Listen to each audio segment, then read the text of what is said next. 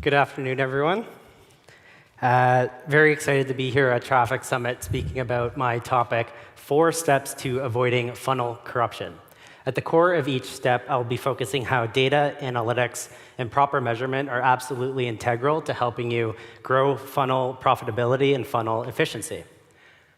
My name is Brendan Manley. I'm the founder of VirtualAd. We're a boutique performance marketing agency based out of Toronto, Canada.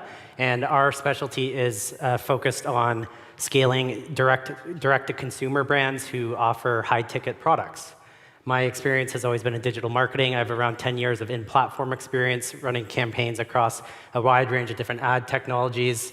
Part of that knowledge is also on the tracking and analytics side, placing complex tracking tags via Google Tag Manager and doing multi-channel attribution analysis in Google Analytics. I wanted to include our team here because the creation of this presentation was sort of a collaborative team effort. My business partner, Martin, is also in the audience today, and I just happen to be the one here speaking today. So it's no secret that maintaining a profitable funnel in 2022 poses real challenges. We often hear things like your funnel doesn't convert like it used to. Marketers or consumers are getting smarter every day as advertising competition increases, conversion costs start to rise, and it's becoming harder and harder to achieve really good, strong profit with your marketing funnel. You're unsure why your funnel doesn't convert. Identifying what and how you should be measuring funnel success can be complex, especially with data unreliability nowadays. So this is super important. And you're unsure how to optimize your funnel. So identifying, what issues are going on with your funnel is one thing, but then figuring out ways to improve the performance of your funnel is a totally different thing. And then ad performance is declining. As ad platforms get more expensive, competition increases, ad audience sizes decrease due to privacy opt-outs, and scaling performance on ad channels just becomes more and more difficult. So with these 4 challenges in mind, my goal today is to really help you improve your funnel performance, the profitability of your funnel, and advertise more effectively to supercharge your funnel growth. So 4 simple steps. The first is mapping your funnel. So we're going to look at designing a highly effective funnel and what attributes you should take into consideration if you have a high-ticket product. Tracking your funnel, so best practices when it comes to what you should be tracking and how you should be measuring the success of your funnel. Optimizing your funnel, so once you're tracking things effectively, identifying areas of improvement and optimizing the performance to, in turn, have a positive impact on net revenue, and advertising more effectively. So, things like leveraging data to have better audience segmentation from a prospecting and a retargeting standpoint. Creative best practices, tips related to scaling funnel growth, and we have a cool little forecasting scenario that is meant to help you do better goal planning and planning around budgets for future years.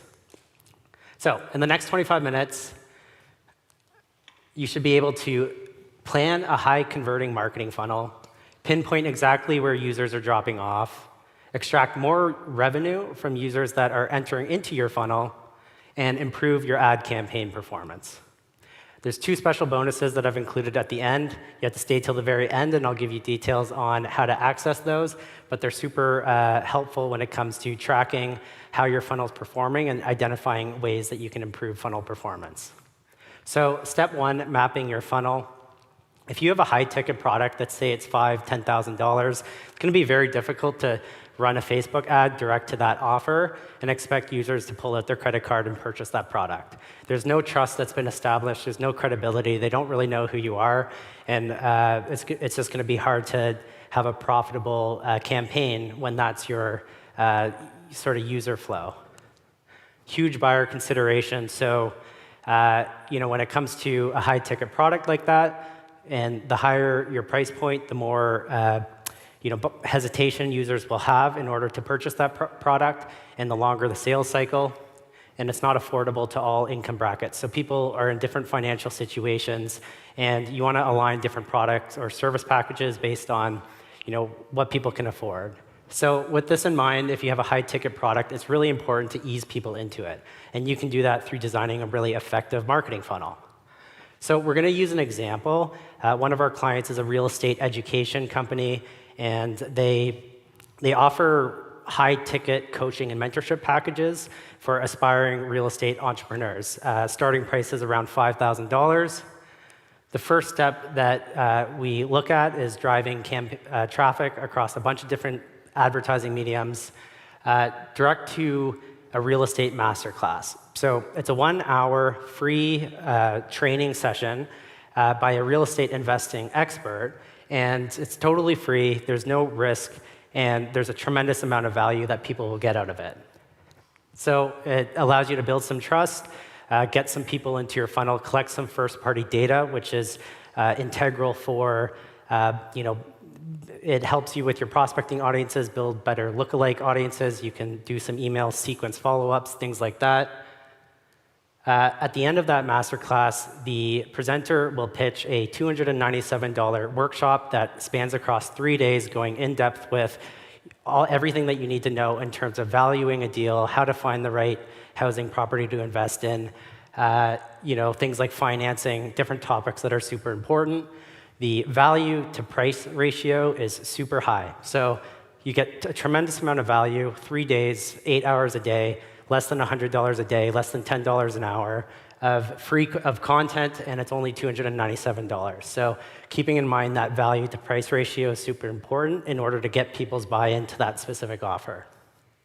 Gain commitment, start generating revenue from your funnel, start generating customers, and collecting some more data and leveraging some of that revenue to help fuel your future advertising campaigns and have a bit more flexibility with your ad budget. At the end of that workshop, the coach presenting that workshop pitches a monthly subscription, $97, to a video tutorial hub of 100-plus videos of on-demand access to a ton of different content related to pretty much anything that you would need in order to effectively buy your first property or scale up your real estate investing business. Grow your LTV, you now have reoccurring revenue, and you're building funnel profitability. Throughout these 3 steps, you now have met people one-on-one, you're building trust and credibility, and now it's time to pitch them your high-ticket offer.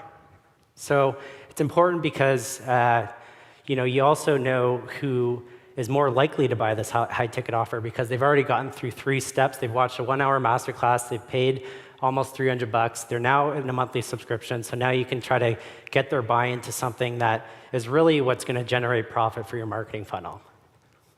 So you've kind of eased people into it. And then the other cool added bonus for this particular company is a lot of the students that they do coaching, one-on-one coaching with, become great partners, and they do real estate deals. They become equity partners and invest in properties together. And that would be a very difficult thing to market direct from an ad if no one's ever heard of you before.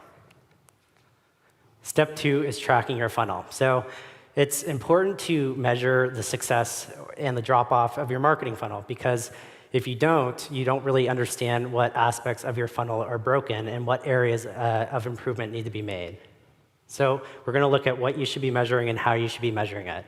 The first step is looking at a profitability formula. So you can look at the number of visitors that are clicking on your ads, outbound clicks from your ad campaigns, multiplied by the rate at which users are graduating through each step of your marketing funnel and eventually becoming a customer, multiplied by lifetime value.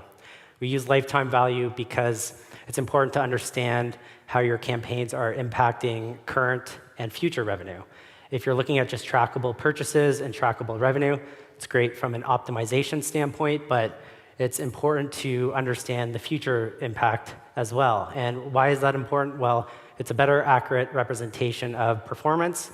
It gives you a bit more leniency with your cost per acquisition targets, making you more comfortable with spending a little bit more for a customer, investing a bit more, and scaling up your order volume even quicker.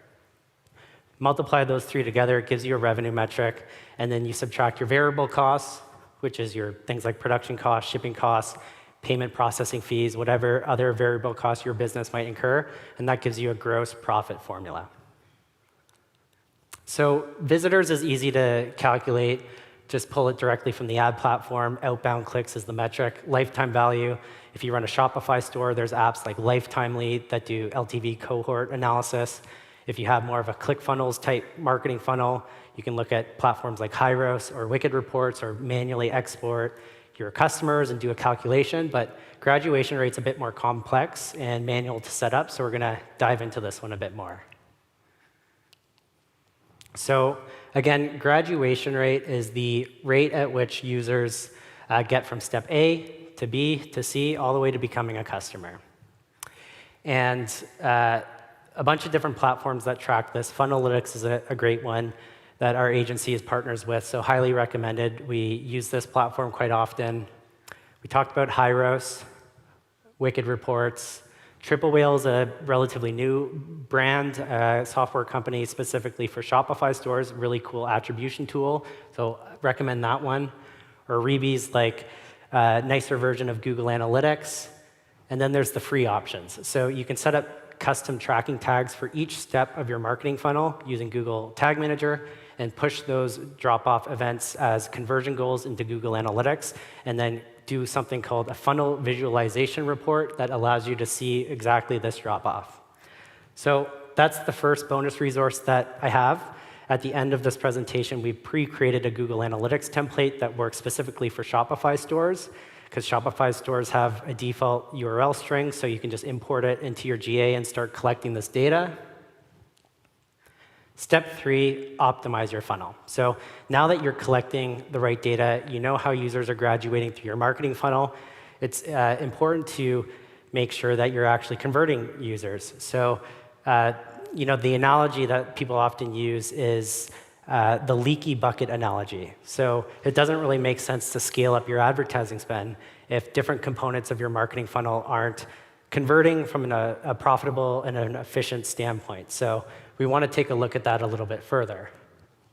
So quick scenario, following with the real estate masterclass example, we've got the drop-off for people who are registering for the event, attending the masterclass, and then eventually opting into that $297 workshop offer.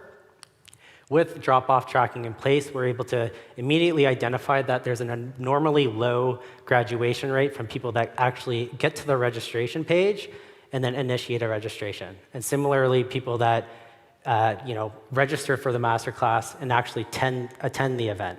So we want to dig into this a little bit further.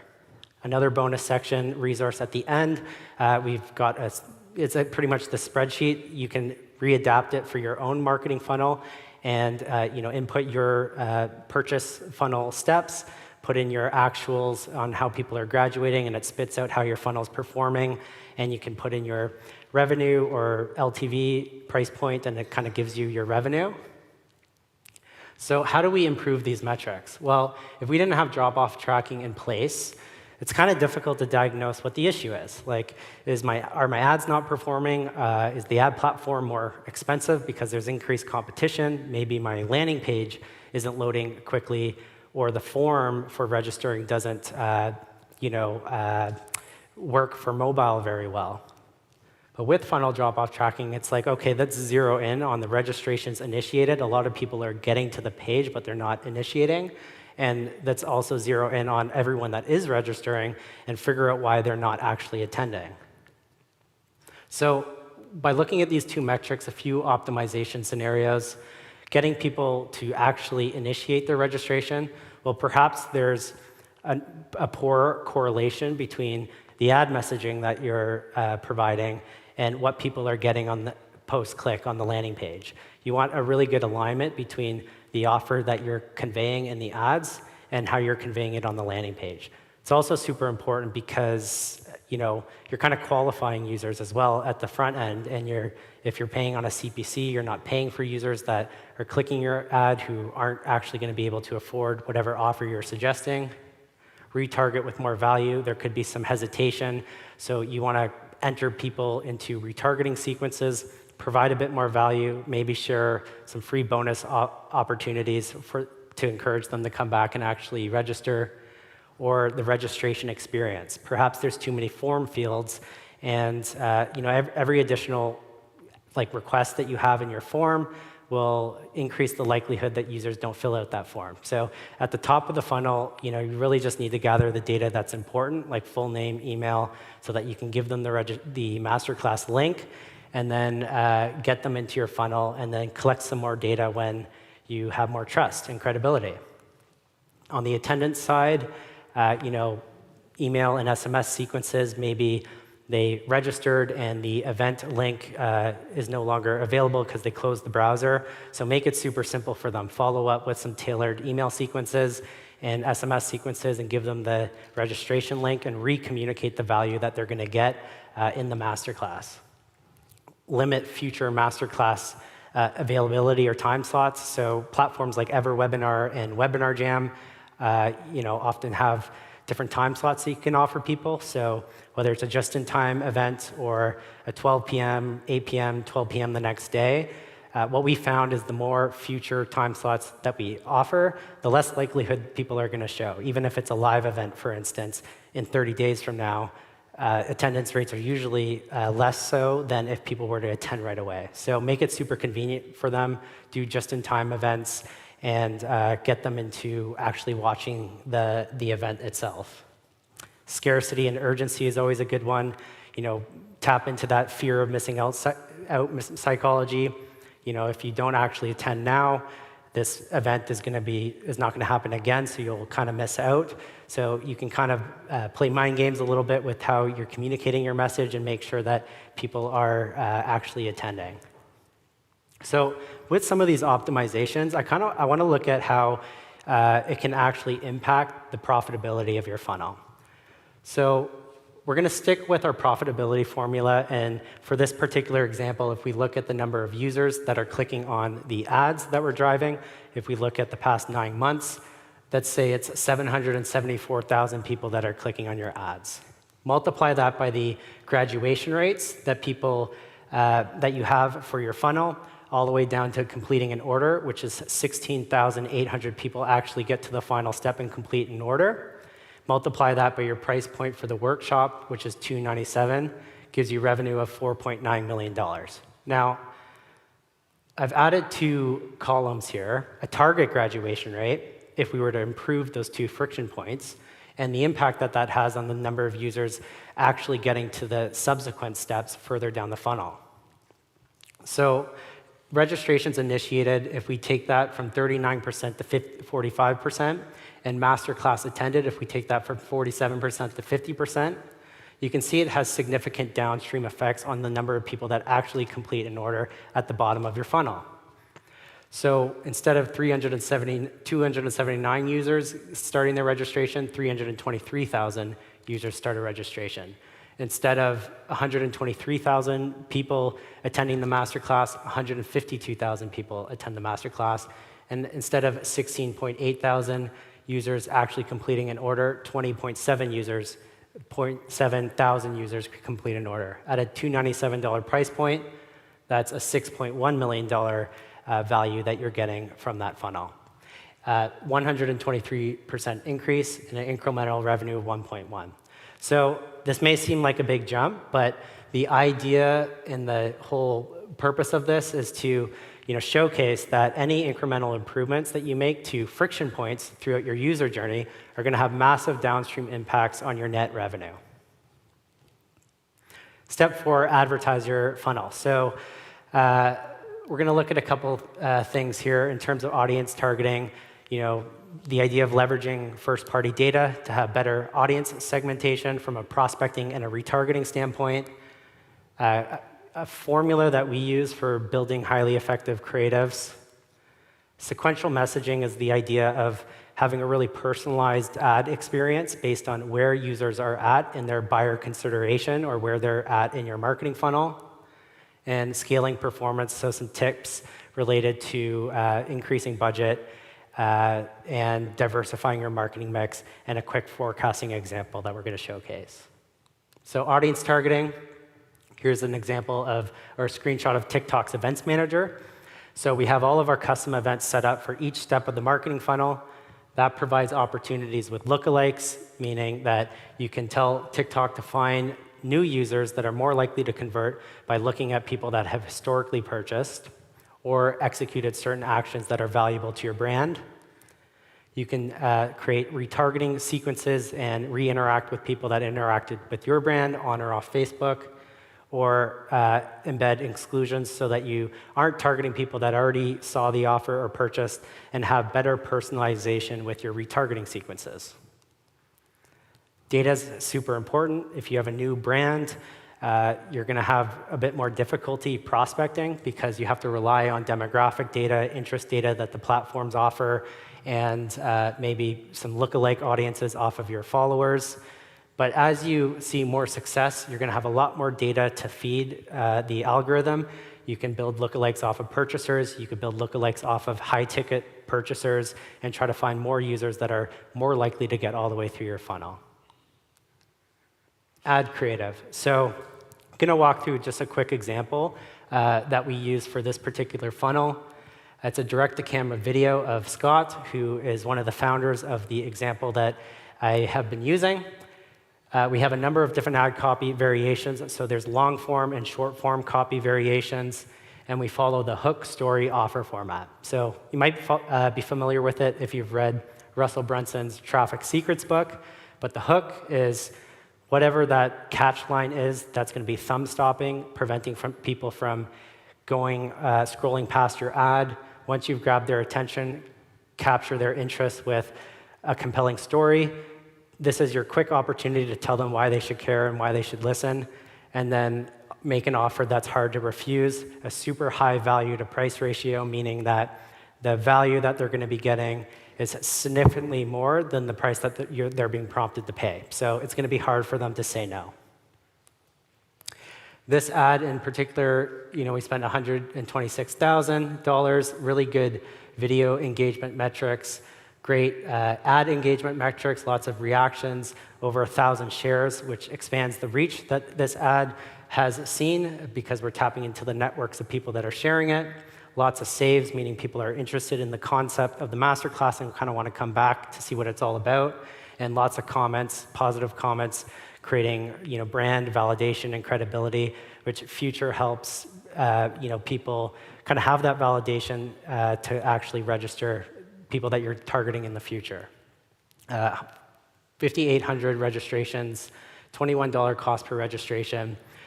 Keeping in mind that there is the workshop, the monthly subscription, the coaching packages, the break-even cost per registration for the entry point of this particular funnel is $40. So this ad has done really well. It's been very profitable, and we still have this running today, and we keep doing variations to try to beat the performance that we're seeing. So additional considerations, relevance, making sure your ads align with who you're targeting. Urgency, we talked about the fear of missing out phenomenon. Scarcity is kind of the same thing, having capacity with how many people you might register or how many people can actually purchase a product, which entices them to actually convert. Social proof creates validation. Big value to price ratio, which we talked about. Product showcase, people want to see what they're opting into, whether it's Scott actually doing a direct-to-camera or if it's a product that you're showcasing, creating some videos, doing some demonstrations or tutorials.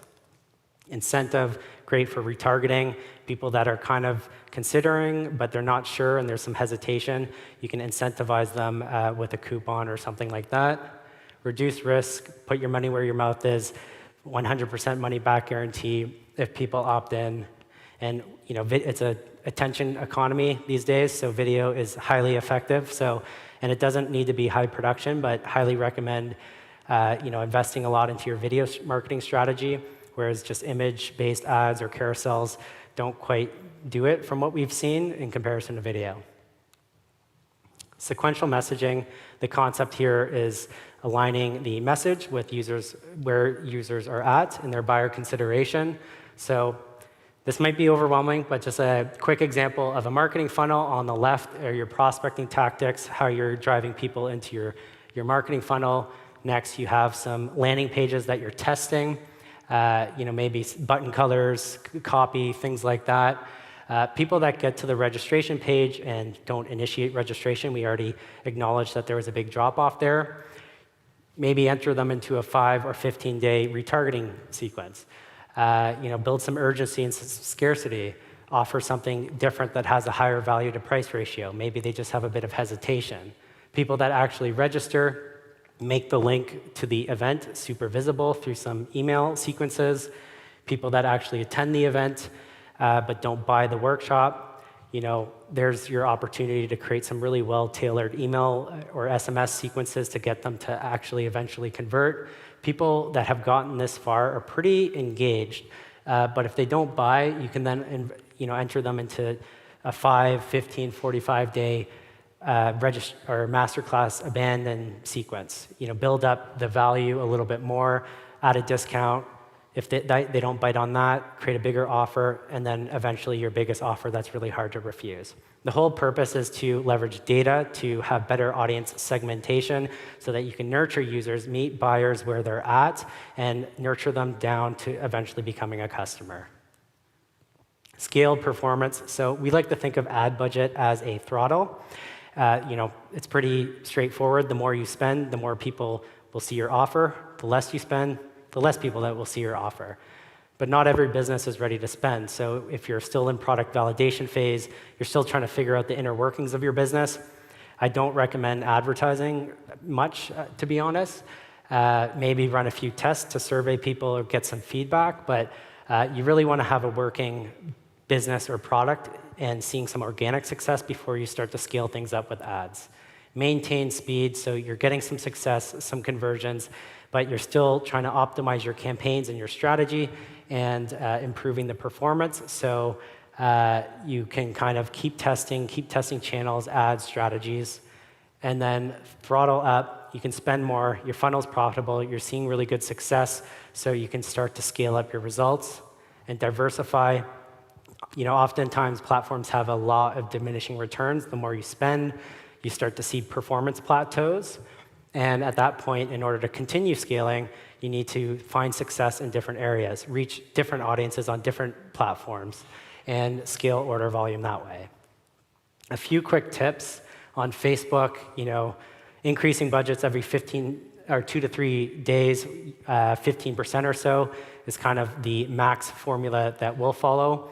The rule of thumb is 30% increases every 4 to 5 hours. Doesn't really restart the algorithm, but I highly recommend spanning that out over more days and budget increases in smaller increments because we see that has smaller negative impacts on conversion costs.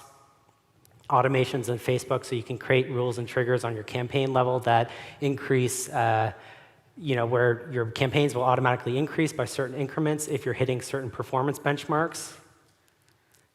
Launching new audience segments from a prospecting standpoint. Bidding on highest volume. So you might be seeing a lot of success with cost cap or big cap strategies, but you just can't get the scale through them. Take a lot of those high-performing ads or audiences and put them into a maximized conversions or highest volume bidding strategy. Duplicate successful ads. As long as your audience saturation is in a good spot, audience frequency from a prospecting standpoint is lower than 3, for instance, typically you can see success in duplicating ads and getting a bit more budget through those high-performing ads. Harder to do when you're running a niche product or you've got a really specific geo or location and a small audience size. You don't really want to overuse an ad, but if you're like a national brand, you can see some success with that. Targeting new locations, obviously, assuming that your business can actually fulfill orders in those locations, and recommend having alignment with the ad messaging and the language of the country that you're targeting. CBO, taking, again, best performing ads, audiences, putting them into a CBO campaign, letting them compete against each other. Few diversification tips. So there's the ad inspect tool at the ad group level in Facebook. Shows you a correlation between ad spend and conversions. If your ad spend is going up and conversion costs are starting to plateau, it might be time to diversify. There's the audience saturation tool, which the blue line represents frequency above 3 from a prospecting standpoint. I would imagine you'd start to see some performance plateaus, retargeting, you have a little bit more flexibility. Google Campaign Overview, just looking at correlation between costs and conversions as you're spending more. Search impression share, so a great metric to evaluate if, how many impressions you're receiving in comparison to the amount of impressions you're eligible to receive based on the keywords and the audiences that you've got tied to that campaign. So if you're 90 or 95% with search and impression share, you're starting to kind of max out the scale that you can get with that particular keyword strategy. So it might make sense to start to diversify. So performance plateaus we talked about. If you're starting to scale up and see performance plateaus, you can increase scale by diversifying into new marketing channels. Risk and reliance is a big one. Platforms are getting more and more unpredictable with ad disapprovals, account bans. Account managers and customer support reps are harder and harder to get in touch with. And if your business relies on one platform, you want to de-risk that, decrease your exposure, and find success in different areas. And multi-channel strategy. So, different platforms offer different benefits, whether it's different audiences or ad formats. And your strategy will be more effective if you're working on campaigns that work cohesively together. So, for instance, Google search can be a great prospecting strategy, tapping into high-intent keyword searches, get people into your funnel, but then Facebook's great at retargeting because of that visual aspect. You have that opportunity to really convince people why they should care and why they should actually buy your product. Finally, this slide also seems a bit overwhelming, but I just want to show you a quick goal-setting approach that you can take and allow you to forecast or plan budget scenarios for the future year in order to hit your goals. Let's just break it down. Each row represents a month. The best way to forecast or plan for future growth is to look at historical data. So it's hard to do if you don't have comparables to other brands or you don't have a lot of data with your business. But if you're kind of already a decent-sized business and you've got your data and measurement strategy intact, you can then start to do things like forecasting. Let's just look at the bottom row. So 2.8 million of ad spend for the previous year. Multiply that by an average cost per click of 2.25, gives you 1.19 million clicks across all ad platforms. On average, if you have a 1.41% purchase rate, that gives you 16,800 orders at a $297 workshop price, gives you $4.9 million of revenue. Now, I broke their revenue from the previous year down by month as a percentage allocation of the total revenue. The purpose of this is certain businesses have seasonality. So you can see in the summer months that demand is a little bit lower in comparison to some of the winter months. That's going to come in handy as we start to plan out our budgets. ROAS is a function of revenue divided by ad budget, 1.86% for this top of funnel initiative. If you have a 25% growth goal, so you want to increase your revenue from 4.9 million for this particular workshop to 6.2 million, taking into account and the assumption that you're going to get a similar ROAS to the previous year, you'll need a $3.3 million annual budget. And then we've broken that out by month based on that percentage of revenue allocation so that we can not overspend in months that naturally have a little bit less demand. All right, that's it. That's my presentation. So I really want to thank everyone for attending. My name's Brendan Manley. Just finally, I did mention that there's a few resources that I'd share. Spreadsheet for calculating your drop-off, and then the Google Analytics goals import template. You can reach out to me, and I can send these over your way alongside the presentation. Awesome. So if you have any questions for Brendan, make sure you hit him up. Can you throw your contact information up there real quick, Brendan? Yeah. Oh, it's gone. It's okay. For yeah. Q&A, what's your... My email is brendan@virtualad.co, BRENDAN @virtualad.co. Awesome. Thank you very much, Brendan. Thank you. Give him a round of applause. Thank you.